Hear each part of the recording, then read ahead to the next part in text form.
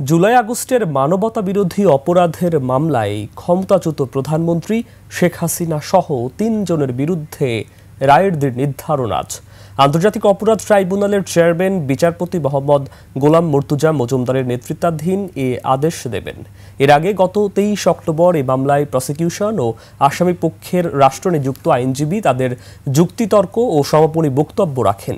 এরই মধ্যে রায় ঘোষণার দিন নির্ধারণকে কেন্দ্র করে ট্রাইব্যুনাল এলাকায় বাড়ানো হয়েছে নিরাপত্তা।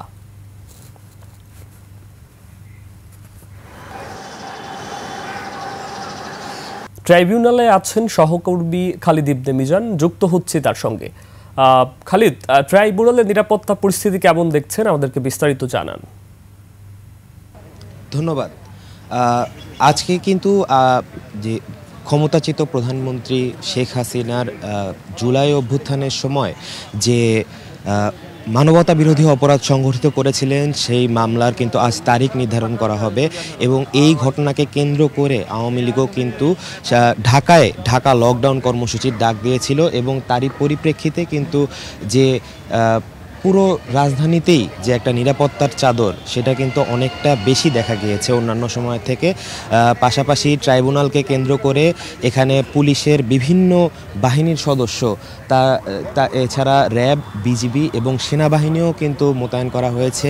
আপনারা জানেন যে গতকাল সুপ্রিম কোর্ট প্রশাসন সেনা সদর দপ্তরে চিঠি পাঠিয়েছিলেন যেন নিরাপত্তা জোরদার করার জন্য আরও সেনাবাহিনী মোতায়েনের সুযোগ দেওয়া হয় এবং আপনারা কিন্তু দেখতে পাচ্ছেন যে সেই ট্রাইব্যুনালের ঠিক পাশেই সেনাবাহিনীও মোতায়েন করা হয়েছে। এখানে তাদের সাজোয়াজানো রয়েছে যারা এখানে নিরাপত্তা দেওয়ার চেষ্টা করছেন এবং আপনারা কিন্তু একটা জিনিস জানবেন যে এখানে নিরাপত্তা জোরদার করার জন্য মঙ্গলবার সকাল থেকেই কিন্তু ঈদগাহ মাঠ প্রাঙ্গণ এবং এই অঞ্চলটাতে বহিরাগত প্রবেশে একটি নিষেধাজ্ঞা দেওয়া হয়েছিল। এর পাশাপাশি যারাই ঢুকছেন তাদের পরিচয়পত্র যাচাই বাছাই করে খুব সাবধানে তাদেরকে ভিতরে চলতে দেওয়া হচ্ছে এবং ভিতরে বেশিক্ষণ যেন তারা অবস্থান না করেন সেই বিষয়টার উপরে তারা জোর দিচ্ছেন। মোটামুটি বলা যাচ্ছে যে রাজধানী সহ এই ট্রাইব্যুনালকে ঘিরে একটা বেশ কড়া নজরদারি চলছে। এখানে গোয়েন্দা পুলিশ সহ